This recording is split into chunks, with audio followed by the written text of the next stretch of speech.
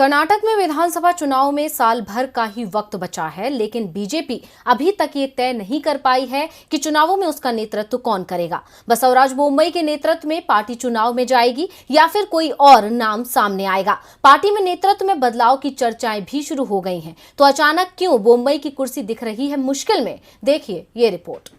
पिछले कुछ दिनों से किसी न किसी वजह से कर्नाटक सुर्खियों में बना हुआ है, जिसका कारण 2023 में होने वाले चुनावों को माना जा रहा है।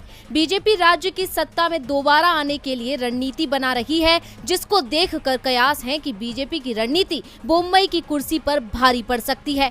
यानी चुनाव में जीत के लिए पार्टी बोम्मई से कुर्सी वापस ले सकती है। और इस बात के कयास लगने शुरू हुए गृह मंत्री अमित शाह के कर्नाटक दौरे से। बता दें कि कर्नाटक के मुख्यमंत्री बसवराज बोम्मई को कमान संभाले महज 9 महीने का ही वक्त बीता है, लेकिन एक बार फिर से राज्य में नेतृत्व परिवर्तन की चर्चाएं तेज हो गई हैं। उन्हें पूर्व सीएम और दिग्गज लिंगायत नेता बीएस येदियुरप्पा के स्थान पर सीएम बनाया गया था। नेतृत्व परिवर्तन करने के पीछे के कारणों में मुख्य कारण हिजाब विवाद को लेकर कॉन्ट्रैक्टर की आत्महत्या तक के मामलों को सही से ना संभल पाना माना जा रहा है। दरअसल नेतृत्व परिवर्तन के कयास तो लंबे समय से चल रहे थे, लेकिन इन कयासों को भाजपा में ताकतवर माने जाने वाले संगठन महासचिव बीएल संतोष के एक बयान ने और हवा दे दी। दरअसल उन्होंने कहा था कि भाजपा ने दिल्ली और गुजरात में बड़े बदलाव करके दिखाए थे। इससे पता चलता है कि पार्टी लीडरशिप में इस बात का साहस है कि राज्यों के स्तर पर पूरी लीडरशिप को ही तब्दील कर दिया जाए। इतना ही नहीं,